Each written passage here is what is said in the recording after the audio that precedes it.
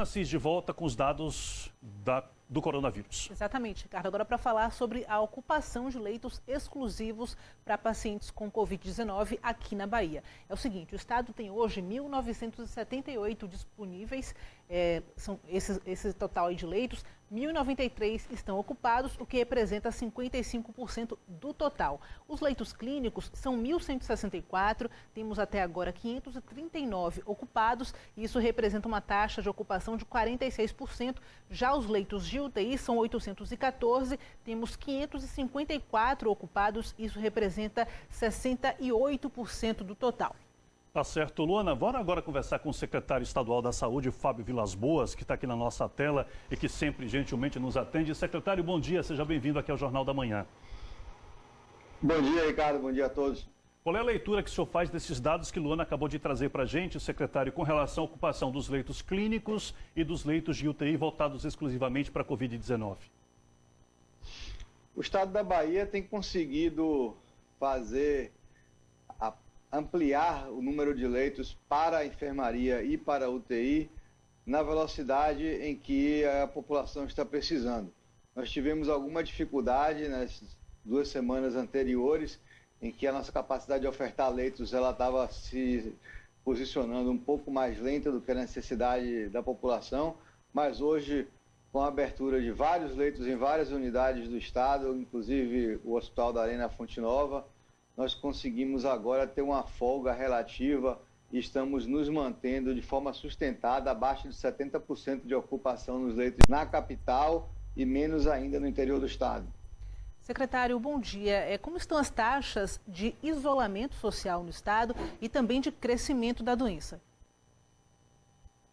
A taxa de crescimento, a taxa de crescimento ela vem se mantendo de forma sustentada ao longo dos últimos dias, abaixo de 5%, que era a nossa meta quando nós estávamos em 9%. Quanto mais nós baixarmos, mais nós teremos chance de conseguir vencer o mês de junho, o mês de julho, sem qualquer tipo de dificuldade em relação à oferta de leitos. Da mesma forma, quando nós baixamos a taxa de contágio de um dia para o outro, e já que nós estamos trabalhando com uma taxa de crescimento de curados acima de 10% ao dia, mais cedo nós encontraremos essas duas curvas, a curva de crescimento de casos novos e a curva de crescimento de curados. Quando elas se encontrarem, nós iremos atingir um platô e, a partir daí, uma queda do número de casos. A previsão é que isso possa já acontecer agora no final de junho. Em relação à taxa de isolamento, as ferramentas que medem isso, elas não são muito acuradas, né? Ela é baseada em dados de empresas operadoras de telefonia celular, mas elas mostram que o estado da Bahia como um todo, independente de região e cidade, mantém-se abaixo de 50%, o que é muito ruim. O ideal é que nós tivéssemos uma taxa acima de 70%, mas isso nunca se conseguiu. A melhor taxa aconteceu naquele feriado prolongado antecipado, mas hoje nós estamos nos mantendo aí em torno de 49%.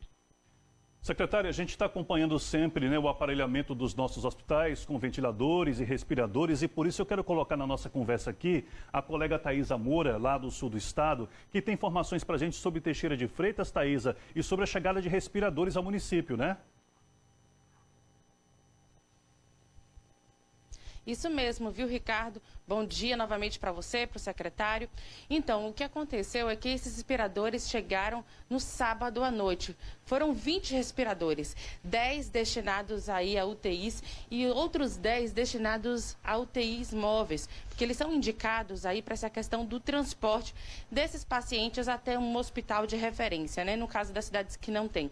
Lá em Teixeira de Freitas, tem 5 leitos de UTI destinados a pacientes com a Covid, mas 7 pessoas estão internadas por lá em UTI. Isso significa o quê? Que além de ter a ocupação máxima desses 5 leitos destinados, outras 2 pessoas estão internadas aí em leitos que não eram destinados para pacientes com UTI, com a Covid, mas teve que ser usado para eles, né? Porque é uma questão de vida, para salvar vidas. Nesse fim de semana, infelizmente, 4 pessoas morreram lá em Teixeira de Freitas com a suspeita da doença. Apenas uma morte foi confirmada, que foi de um paciente que mora na cidade do Prado. Lá em Teixeira são 330 casos confirmados da Covid-19, 54 pessoas aguardam o resultado do LACEN. Outra questão interessante para a gente falar sobre Teixeira de Freitas é que esse hospital de campanha, que recebeu esses respiradores, esses 20 respiradores aí, ele ainda não foi inaugurado porque ainda faltam muitos equipamentos para poder ele funcionar plenamente. Falta, por exemplo, Ricardo, compressor de oxigênio, computadores, os outros 10 respiradores para os leitos de UTI, desfibrilador e raio-x. Lá em Teixeira de Freitas ainda está acontecendo o toque de recolher, que segue até amanhã. Entre 6 da tarde e 5 da manhã, nenhum veículo ou pessoa pode circular pelas ruas da cidade. É com você no estúdio, Ricardo. Obrigado pelas informações, Taísa Moura. O secretário Fábio Vilas Boas acompanhou então aqui a nossa conversa. Secretário, com relação ao hospital de campanha sobre o qual nos fala a Taísa Moura, que ainda não começou a funcionar porque faltam equipamentos e do ponto de vista dos respiradores, dos 20 chegaram 10 para a UTI e 10 para as unidades móveis. Não, na verdade, as pessoas não entendem exatamente como funcionam esses respiradores. Eu gostaria de deixar claro isso.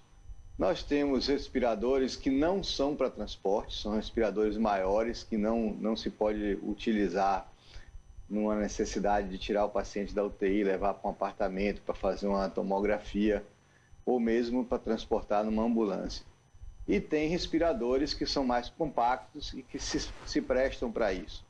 Esses respiradores que o hospital de campanha recebe, os 10 de transporte, eles são equipamentos robustos que servem para a ventilação de pacientes em UTI sem nenhum problema.